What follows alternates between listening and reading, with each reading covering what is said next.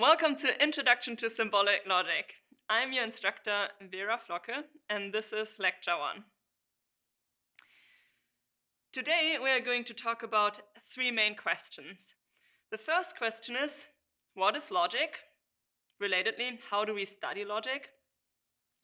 We will then go on to introduce a few basic logical concepts, most importantly, validity and soundness. And then, in the third step, we are going to talk about what we are going to learn in this course and why. So let's begin in the beginning. What is logic? Logic, in very general terms, is the science of good reasoning. By reasoning, I mean the attempt to convince somebody of a claim. That person could be somebody else. You could try to convince somebody else, a family member, a friend, of a view that you hold. And when you do that, you use reasoning. That person could also be you yourself. You could try to convince yourself of a conclusion. And when you do that, again, you use reasoning. Now, reasoning, so understood, is everywhere. It's in everyday contexts, it is in science, it is in politics, it is in law, and so on and so forth. So, for example, suppose your mom asks you, what's the weather like? And you say, oh, it's raining. And she says, how do you know? And you say, well, the window is wet. Here, that's an everyday example of reasoning. You try to convince your mom of a very simple claim, namely that it is raining. And you offer her some reasoning. You say, well, the window is wet. Or here's a second example from science. Say a scientist may argue that worm wiring diagrams may help us to understand our own nervous system. That's a claim, and a scientist may offer some evidence in favor of this claim. Say, as in this case, the scientist may argue that genes in the humble C. elegans also turn up in autism, schizophrenia, and other human disorders. And in this case, the scientist offers this evidence, these facts about the humble C. elegans, as evidence in favor of the claim that worm wiring diagrams may help us to understand our own nervous system. So this is an example of reasoning from science. Or in legal context, a prosecutor may try to convince a judge of the guilt of the defendant. And in that case, the prosecutor is going to offer some evidence, such as, well, we found his or her fingerprints or DNA and so on, in favor of the conclusion that the defendant is guilty. So reasoning also plays an important role in legal contexts. Now, when logicians study reasoning, they focus on arguments. An argument here is not a shouting match or kind of aggravated altercation between people. An argument simply is a series of sentences. In this series of sentences, one sentence is distinguished in virtue of being the conclusion, and the other sentences are premises. Now, the conclusion is what the argument aims to establish or convince you of, and the premises are the evidence offered in support of the conclusion. Now, I said that arguments are a series of sentences, and here it is important to distinguish between different kinds of sentences.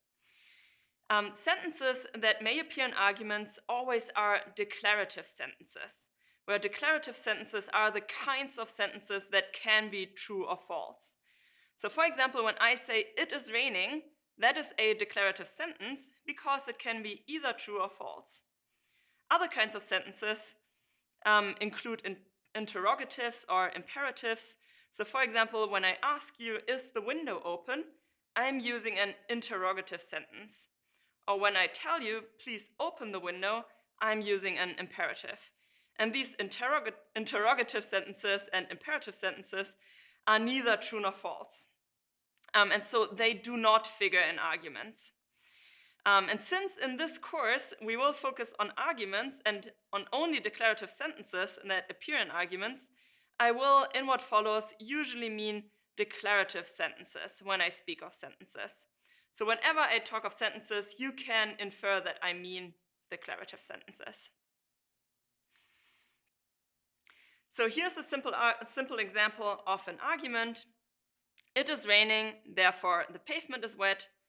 The conclusion is that the pavement is wet, and the premise is that it is raining. It's simply a series of sentences. The first sentence is the premise, and the second sentence is the conclusion in this case. Both sentences are declarative sentences that can be either true or false. Here's a second example, slightly more complicated.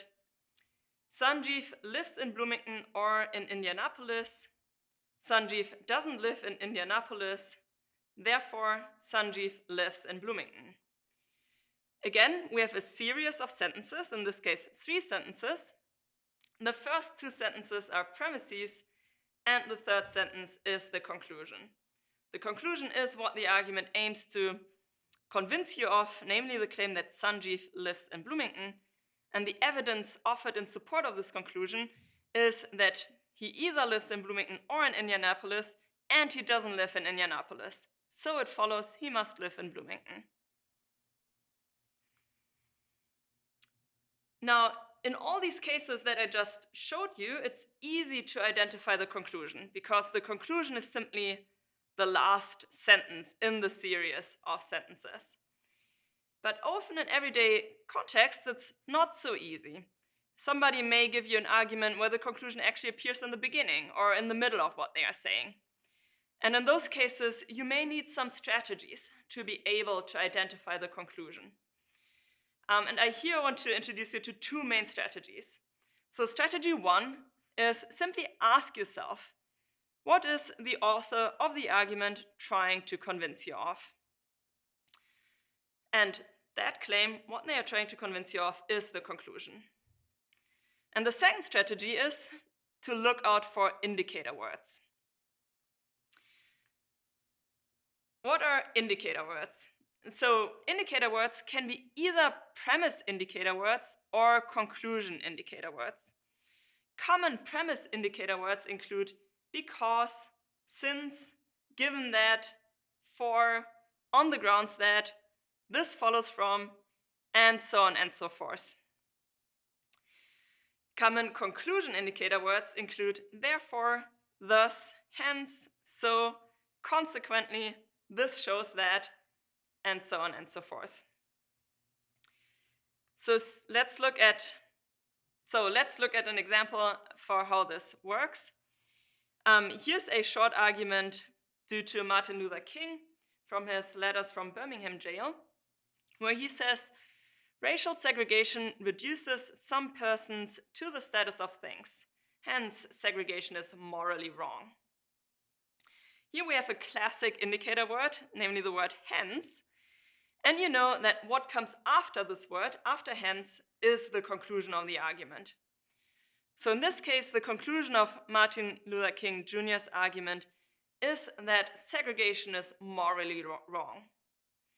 And the evidence offered in support of this conclusion is that racial segregation reduces some persons to the status of things.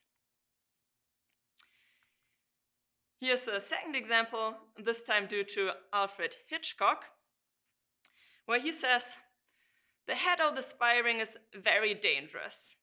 He is also exceptionally clever and a master of disguise. He has 12 names and 100 different appearances. But there's one thing that he cannot disguise. He is missing the tip of his little finger. So if you ever meet a man who is missing the top joint of his little finger, you should be very careful. Now this is an argument again, and we can identify its conclusion by looking out for indicator words. In this case, the crucial indicator word is the little word so. And what comes after this word so is the conclusion of Alfred Hitchcock's argument. So the conclusion in this case is, if you ever meet a man who is missing the top joint of his little finger, you should be very careful. And the other claims that Hitchcock makes in this context is the evidence offered in support of this conclusion. So the premises of his argument include the claim that the head of the spy ring is very dangerous and that he is missing the tip of his little finger. Those are the two core premises of his argument. Okay, so logicians try at a very general level to distinguish between good and bad arguments. And we just saw that arguments are expressed by sentences. And whether an argument is good depends on the relationship between these sentences. In particular, an argument is good just in case the conclusion of the argument is in fact supported by the premises of the argument. And that's the kind of thing that logicians study. They study whether the premises of given arguments in fact support the conclusion. Now, how do they do that? How do logicians study these relationships between sentences? Now, in this course, we study symbolic logic, or to give it a different name, formal logic. And in formal logic, logicians study the relationships between sentences by building formal languages. Formal languages are languages just like English, but they differ from English in important ways. In particular, unlike English, formal languages are clearly and precisely defined.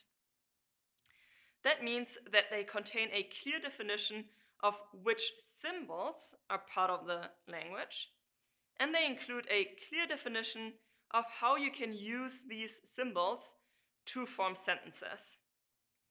And then they also contain a clear definition of when you can infer one of these sentences from other sentences.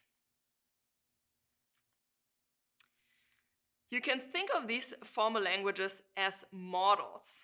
So you can think of them as models of English. Now, since formal languages are clearly and explicitly defined, they are easier to study. We know their formal properties. But that's one big advantage of these formal languages. But they also simplify or neglect certain aspects of English.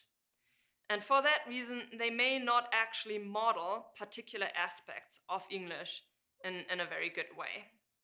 And that's why logicians don't develop just one formal language, but instead develop and study many different formal languages that are intended to model different aspects of English. So formal languages in logic play a role very much like the role of little toy buildings in architecture. So an architect may use a model house such as this one to study, for example, the certain properties such as the relative height of different aspects of this building and the proportions of, say, the left wing in relation to the right wing of this building, and so on and so forth. So this model house models certain aspect of the building really well, such as its proportions.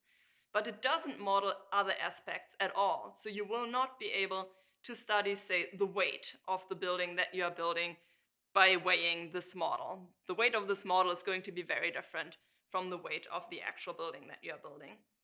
And in exactly the same way, formal languages model certain aspects of English very well at the expense of certain other aspects of English. Okay, that was our first part. We have discussed what logic is and how logicians study what they are studying. And in the next part of this lecture, we are going to go on and talk more about good-making features of arguments and how logicians study these features.